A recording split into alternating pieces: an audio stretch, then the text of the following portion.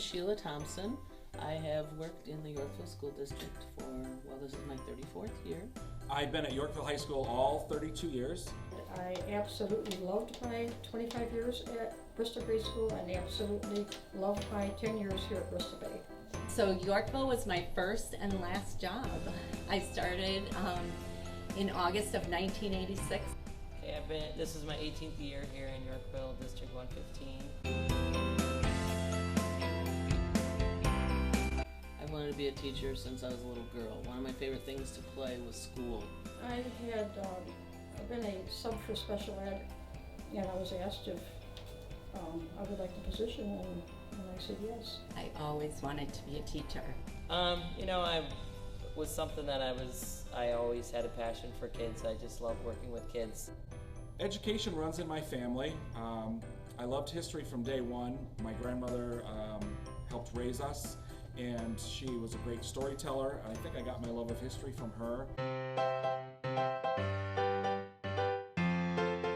Oh my gosh, I was so nervous because I was 22 years old and I had been only in the classroom for student teaching, and I started with 8th graders. And I was so nervous. Then I do remember that once I got into about 10 minutes in, I was absolutely fine. But I probably felt like I was going to pass out. I was so nervous that first day. I was at the, what's the academy now, up in the corner. And actually one of my favorite memories from that room, I was overlooking the playground. And one of the PE teachers, Jean Hastert, I remember her always saying, "Ready, go. Ready, go." All day long, they ran a lot of races. The first day I walked into football practice, I walked into the locker room across the street, and one of the football players walked up and said, "Hi, what position do you play?" I was a little young looking at that time. Brooke Kubisak was the secretary then, and I was very fortunate to shadow her the last month. So it just kind of flowed into the following year. The one thing I do remember about Bristol Grade School is when I got there, my desk was in the library and I was to teach in the gym, and I'm like, how is this going to happen? So I luckily got Brian to build me an office down there, so that's pretty nice. In terms of teaching, I think anytime I've made a difference in a child's life, every play, has had its moments, helping those kids who are shy and quiet emote on stage and things like that. I guess those are probably the things I'm proud of doing. Just having that kind of feedback from kids and parents over the years that I helped make a difference in their lives. I never give up. And I think I've had a lot of students through the years that maybe others have given up on and that I haven't. And I have always been a person that has tried to sometimes fight with the students to make them succeed and always fight and advocate for them. And when we used to have the ELL program here at our school, we had a lot of parents and grandparents that came in that could not speak English, and I was able to help translate. And I do remember particularly this really older grandma, and she just had the big smile on her face, and so I just said to her when she left, I said, "Tengo un buen dia," and she looked at me, and her smile just went from ear to ear, and she says, "Igualmente," which means I just said to her, "Have a good day," and she said, "And you also." So things like that, it's so simple things in life. 2 years ago here at Yorkville Middle School, Robin Shirley asked me if I would have her life skills students in my PE class. We established what we call a buddy system. The kids that are in my class that choose to work with those students are paired up with one of them each period during the day, and they actually, help them with the different games that we play.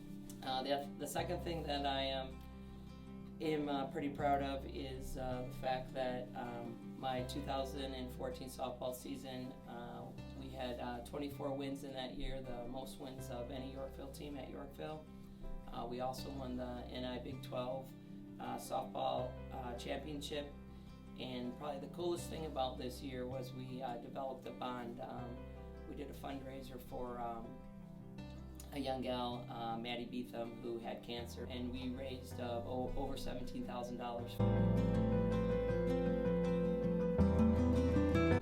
I believe that the most important thing I've learned is everyone is unique. We all have our crosses to bear and situations to deal with, and sometimes the student who is most unlovable is the one that needs my love the most. A lot. They're probably more forgiving than most. They are pretty accepting for most times. They keep you grounded. They're the reason why I've done this long.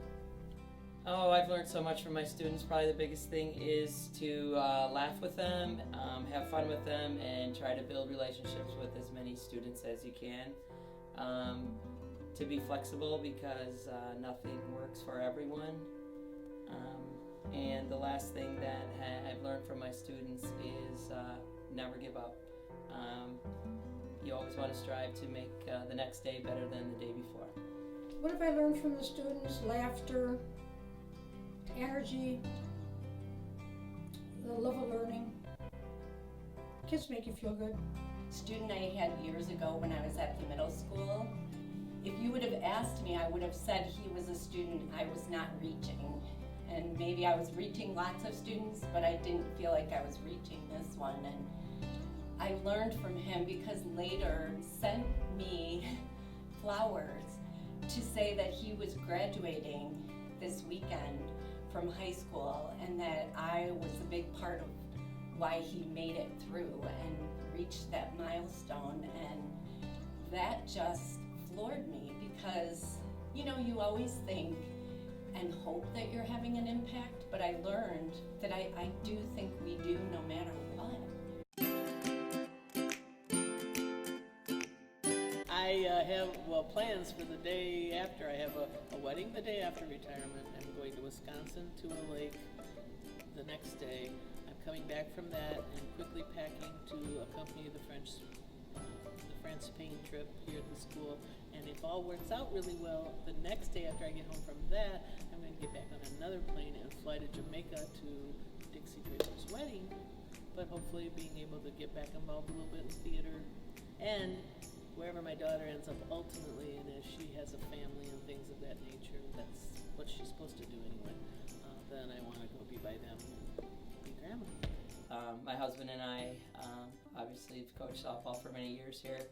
We have about 6 students, former players, that are playing at the collegiate level. So when it comes February and in the spring, we would like to travel to Florida, or I know we're going to take a trip out east to Cornell and watch some of our former athletes participate in softball at the collegiate level. My retirement plans are to probably pursue another kind of second career in the area of special ed, but not in the classroom.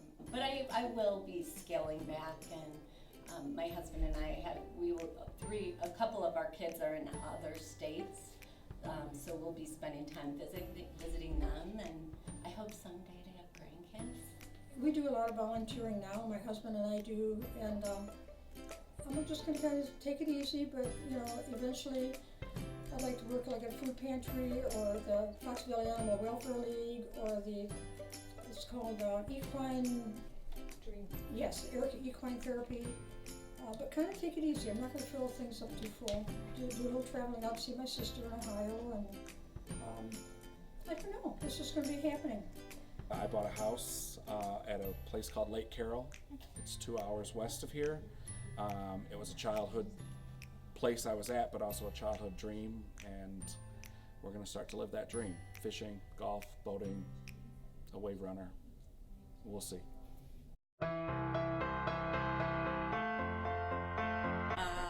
My feelings the last week will be very bittersweet. It'll be bittersweet. Already I've had my tearing up moments at the thought of leaving the only career I've known all these years.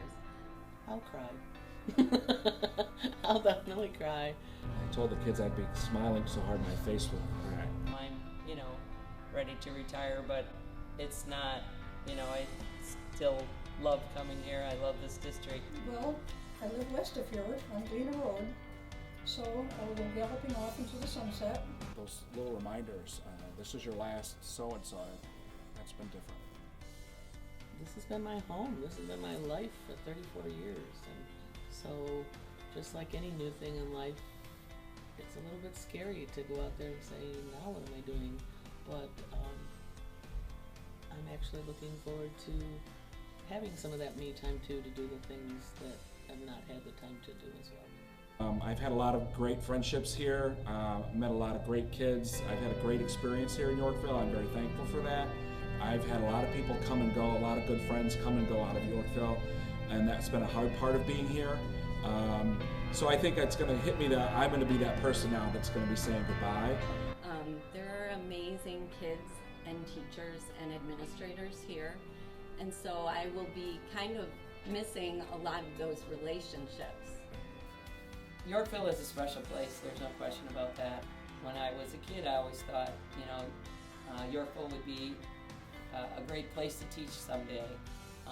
So it took me 17 years to get hired here, and it's been a great experience. Again, the people that come in and out of your life, the kids, the people, the staff, you remember everybody, and meeting new people, and no, it's been good. It's been a good 35 years. Like I said, I've never had a day that I get up in the morning and not want to come to work. I feel fortunate to have the opportunity.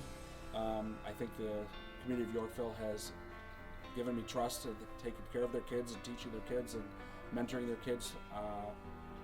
It's been a good time, but I think the most important thing was being with kids, and that's kind of been the heart of what I've tried to be as an educator, is to be there for the kids. I will miss interacting with students, watching them grow and succeed. It'll be weird not coming back here in August. Really, I love working with kids and, not being here every day with that. That'll be the hardest thing. Well, I will miss people. It's just so homey. And it's been home. It's part of who I am. I love my job. I'm ready to ride off in the sunset, so to speak. Go galloping off into the sunset. Oh, I want to have a party. There's no question about that. I just want everybody to come and have fun, laugh, and